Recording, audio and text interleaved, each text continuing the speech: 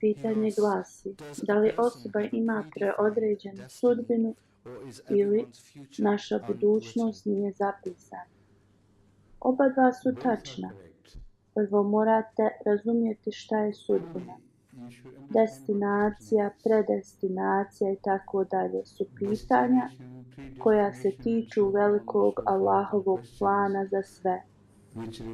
Ako razumijete Allahov veliki plan, onda ćete shvatiti da priroda majka, što smo malo prije spominjali, je također dio plana.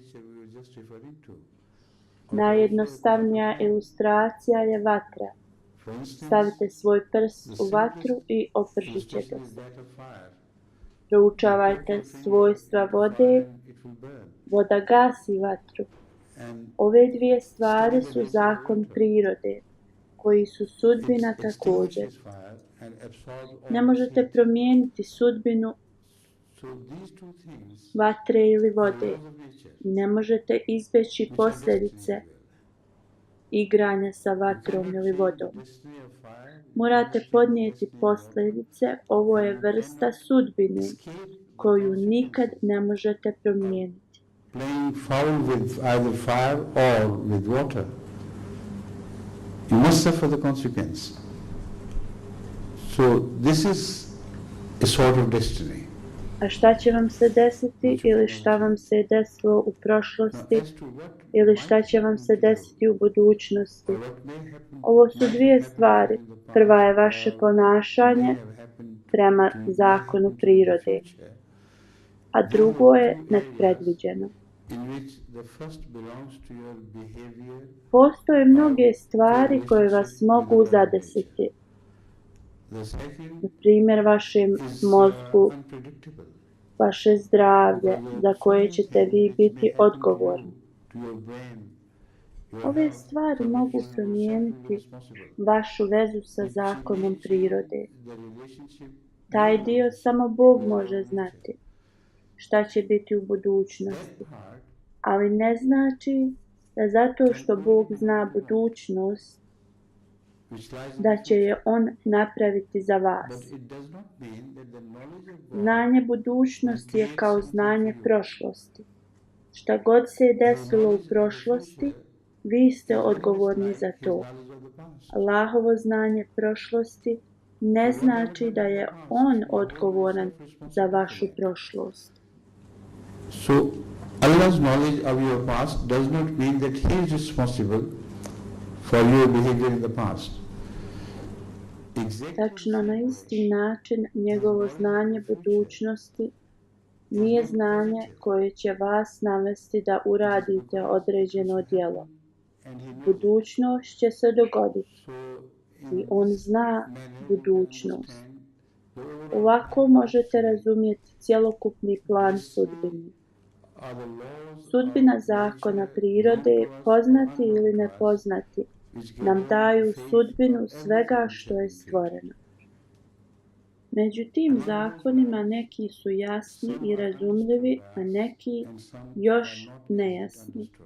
Ovi zakoni koji još nisu najbolje shvaćeni, oni igraju ulogu u sudbini.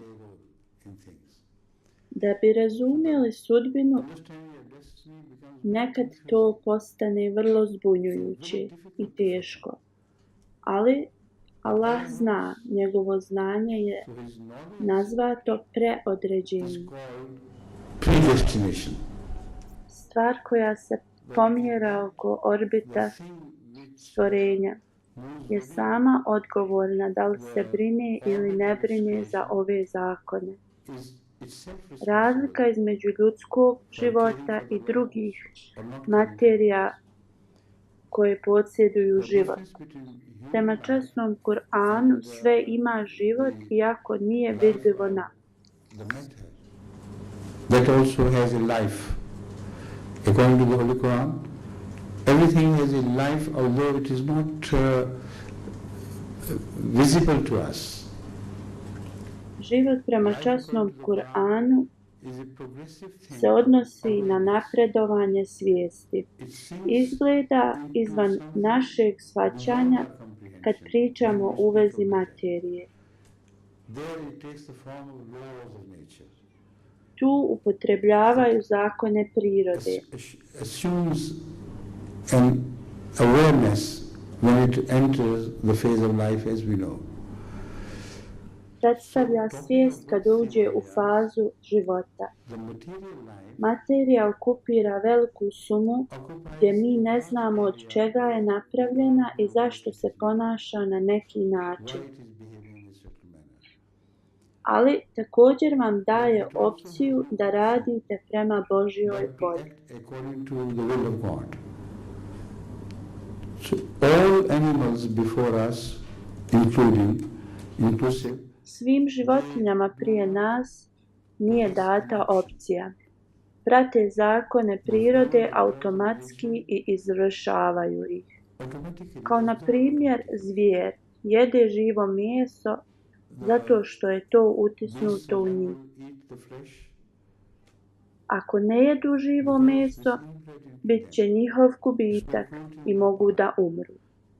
If they do not eat flesh, Oni ako ne jedu živo meso neće biti ubrojati u poslušnost, niti zbog toga što jedu živo meso da će biti kazna. nor the eating Ovo je njihova sudbina i vrlo je jasna. their part.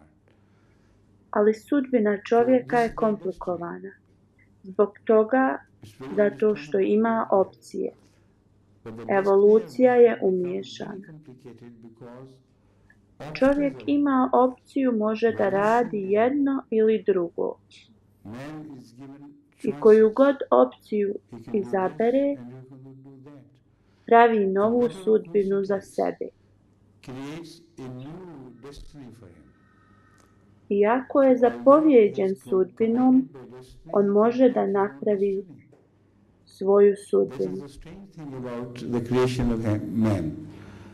Ovo je ta neobična stvar u stvaranju čovjeka. Our destiny Ovo komplicira ljudsku sudbinu, njihova djela i kako oni utiču na život drugih. Postoji još jedan dio koji je još više komplikovan. Ljudi ne samo da utiču na svoj život i život svojih najbližih, ali oni također utiču na život od onih sa kojima nisu ni u udaljenoj povezanosti.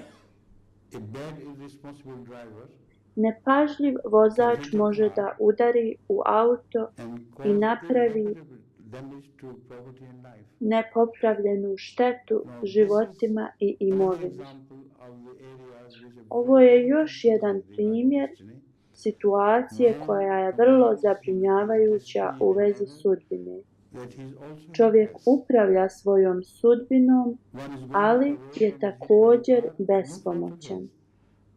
but he will suffer from Recimo čovjek ide ulicom, auto ga udari, nije njegova krivica, ali će da pati zbog nečije nepažnje.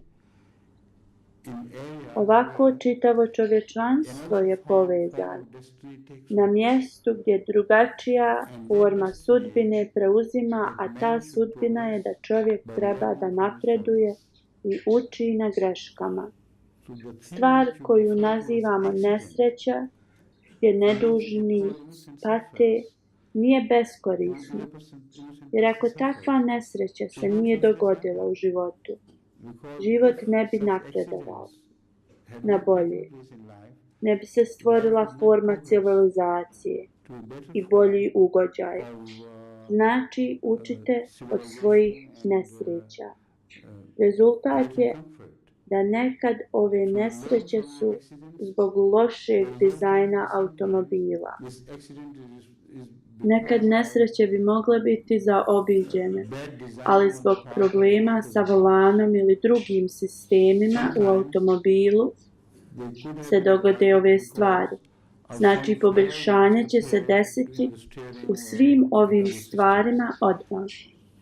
Ljudi koji su povrijeđeni, doktori se brinu o njima sa medicinskim i operacionim njegama. Sve što se događa u ovom svijetu je da bi se poboljšao ljudski život. So everything Ljudi mogu misliti da ova sudbina o kojoj govorimo je bespotrebna. Ne, nije bespotrebna.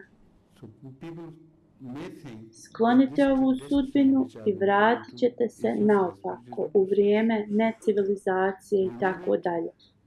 from the beginning and we will return back to our original. Nadam se da je dovoljno za sada. Ovo pitanje je vrlo komplikovano. Ne za mene da bi ga odgovorio, ali odgovor je komplikovan. Because the question is very complicated, not for me, I hope, but the answer is complicated. Thank you. Islam Ahmedija, ljubav svakome, mržnja nikome, preporod istinitog učenja Islama.